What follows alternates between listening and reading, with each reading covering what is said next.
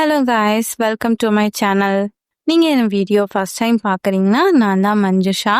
இந்த வீடியோல bathroom cleaning எப்படி ஈஸியா கிளீனா பண்ணலாம் அப்படின்னு பார்க்கலாம். வாங்க வீடியோக்குள்ள போலாம். எல்லாருக்கும் கடுப்பான ஒரு வேலைன்னா அது இந்த பாத்ரூம் கிளீனிங் மட்டும்தான். நானுமே அப்படித்தான். பாத்ரூம் கிளீனிங்னாலே கொஞ்சம் கடுப்பா தான் இருக்கும்.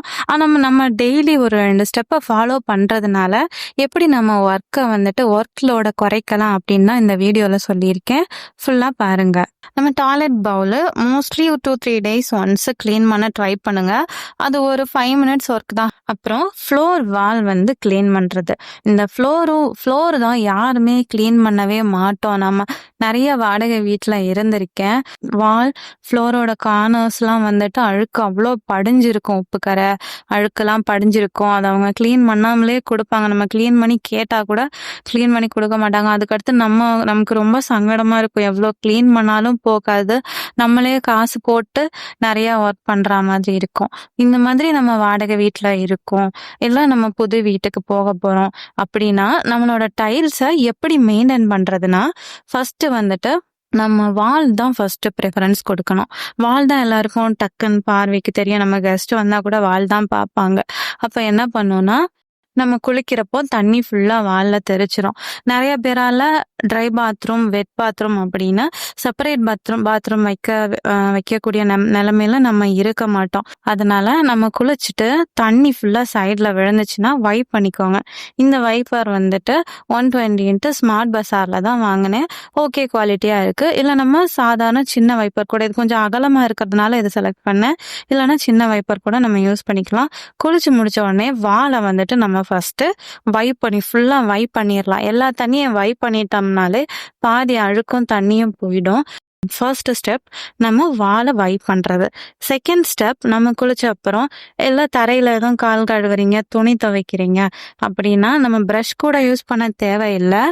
வைப் பண்ணாலே போதும். வைப் பண்ணி தண்ணி ஃபுல்லா ட்ரைன் பண்ணிட்டாலே அந்த இடத்துல தண்ணி தேங்கி அழுக்கு படியாது, உப்பு கரையும் படியாது. இந்த 2 ஸ்டெப்பையும் நம்ம டெய்லி ரெகுலரா ஃபாலோ பண்ணிட்டாலே நம்மளோட பாத்ரூம் எப்பவுமே புதுசு மாதிரி இருக்கும். பக்கெட் மக்கு கூட நம்ம அடிக்கடி மாத்திக்கலாம். ஆனா இந்த டைல்ஸை நம்மளால மாத்த முடியாது. ஒன்ஸ் கட்டிட்டோம்னா அது பெரிய செலவு. அதனால நம்ம புது வீடை சீக்கிரமே பழைய வீடாக்குறது இந்த டைல்ஸோட அழகு தாங்க. அதனால நம்ம மோஸ்ட்லி இந்த டைலை எவ்வளவு அழகா பாத்துக்க முடியுமோ அவ்வளோ பாத்துக்கலாம். நிறைய காசு போட்டு வீடு கட்டுறோம். ஆனா 100 ரூபா ப்ரஷ் வாங்க யோசிக்காம இந்த மாதிரி ஒரு லாங் ப்ரஷ் வாங்கி வச்சிருந்தோம்னா வீக்லி ஒன்ஸ் கிளீன் பண்றப்ப சோப் லிக்யூட் இல்லை சர்ஃப் ஏதோ ஒரு பவுடர் போட்டு இந்த ப்ரஷ்ஷை வச்சு கிளீன் பண்ணீங்கன்னா இது பெரிய ப்ரஷ்ங்கிறதுனால உங்களுக்கு கிளீன் பண்ண ரொம்ப ஈஸியா இருக்கும். அப்புறம் தரையில டைலுக்கு ஹார்பிக் ஊத்துனீங்கன்னா அந்த இடம் வெளிரி போய் அதோட பாலிஷே போயிடுது. அதனால நான் மோஸ்ட்லி இந்த மாதிரி சோப்பு இது போட்டுதான் நான் ஃப்ளோர் கிளீன் பண்ணுவேன் எப்பவுமே. அதுக்கப்புறம் ஃப்ளோர்ல எதுவுமே வைக்க மாட்டேன். இந்த மாதிரி ஸ்டிக்கர் ஒட்டி இந்த ஸ்டிக்கர்லயே எல்லா ப்ரஷஸும் வச்சுப்பேன். நம்ம தரையிலேயே ப்ரஷ்ஷு இதெல்லாம் வச்சிருந்தோம்னா அதுலயும் போய் தண்ணி தேங்கி அது கிளீன் பண்ணவே நமக்கு ரொம்ப கடுப்பா இருக்கும். அதனால மோஸ்ட்லி ஃப்ளோர்ல எதுவுமே வைக்க மாட்டேன். டைல் செலக்ட் பண்றப்ப இந்த மாதிரி ஐவரி, சாண்டல் கலர் சூஸ் பண்ணோம் அப்படின்னா டக்குன்னு உப்பு கரை தெரியாது.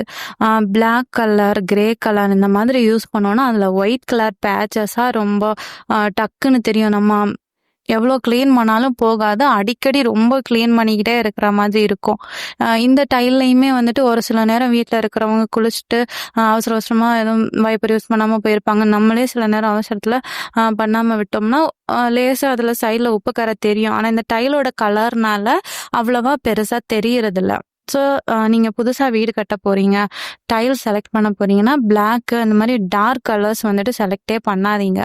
வீட்டுல இன்னொரு பாத்ரூம் இருக்கு, அந்த ட்ரை பாத்ரூமா யூஸ் பண்ணிக்கிட்டு இருக்கிறோம். அங்க ஃப்ளோர்ல மோஸ்ட்லி நாங்க தண்ணி எதுவுமே யூஸ் பண்றது இல்ல. அந்த பாத்ரூம் வெட் பாத்ரூமா யூஸ் பண்றதுனால இதை ட்ரையா யூஸ் பண்ணிக்கிட்டு இருக்கிறோம். கெஸ்ட் வந்தா மட்டும் இந்த பாத்ரூம் ஃபுல்லா யூஸ் பண்ணிப்பாங்க. 2 பாத்ரூமும் நம்ம குளிக்கிறோம் அப்படின்னா 2ஓட ஃப்ளோரு, வால் வந்துட்டு நம்மளால மெயின்டெயின் பண்ண முடியாது. ரொம்ப கஷ்டமா இருக்கும். இந்த மாதிரி பண்றதுனாலயும் எனக்கு வந்துட்டு பாத்ரூம் மெயின்டெயின் பண்றது ரொம்ப ஈஸியா இருக்கு. அப்புறம் டைல்ஸ் செலக்ட் பண்றவங்க பிளெயின் டிசைனா பார்த்து செலக்ட் பண்ணுங்க. அதுல நெறைய வந்துட்டு எம்போஸ்டா இருக்கிற மாதிரி செலக்ட் பண்ணா, அதுக்கு உள்ளேயும் போய் அழுக்கு நெறைய அடைஞ்சிருக்கும். அதையும் கிளீன் பண்றது கஷ்டம். அப்படியே பிளெயின் டைல் எந்த எம்போஸ்ட் ஒர்க்கும் இல்லாம பிளெயின் டைல் அப்படின்னா, உங்களுக்கு கிளீன் பண்றதுக்கு ரொம்ப ரொம்ப ஈஸியா இருக்கும். இந்த டைல் வந்து வால்க்குரிய டைல். நான் கேட்டதுனால நமக்கு பில்டர் வந்துட்டு இந்த மாதிரி போட்டு குடுத்தாங்க. இன்னொரு பாத்ரூம்ல நார்மல் வந்துட்டு பாத்ரூம் டைல் போட்டிருக்கான். அந்த டிப்ஸ்லாம் நீங்க ஃபாலோ பண்ணீங்கன்னா, உங்களுக்கு பாத்ரூம் கிளீன் பண்ற ரொட்டீன் ரொம்ப ரொம்ப ஈஸியா இருக்கும். ரொம்ப மெனக்கெட்டு ஸ்டீல் ஸ்க்ரப்பரு, ஆசிடு அது இதுன்னு ஊத்தி ரொம்ப போட்டு தேய்ன்னு தேய்ச்சு கஷ்டப்படுறதுக்கு, இந்த மாதிரி டெய்லி வைப்பர் யூஸ் பண்ணி தண்ணிய வைப் பண்ணி எடுத்துட்டாலே, தண்ணி இல்லனாலே நமக்கு வந்துட்டு பாத்ரூம்ல பாதி பிரச்சனையே வராது. அவ்வளோதான் கைஸ். இந்த டிப்ஸ்லாம் உங்களுக்கு ரொம்ப யூஸ்ஃபுல்லா இருக்கும்னு நெனைக்கிறேன். நீங்க என்னென்ன டிப்ஸ ஃபாலோ பண்றீங்க அப்படின்னு சொல்லி கமெண்ட் பண்ணுங்க. இந்த வீடியோ பார்த்ததுக்கு ரொம்ப ரொம்ப நன்றி. இது மாதிரி நிறைய வீடியோஸ்க்கு மறக்காம என் சேனல் சப்ஸ்கிரைப் பண்ணுங்க. Thank you.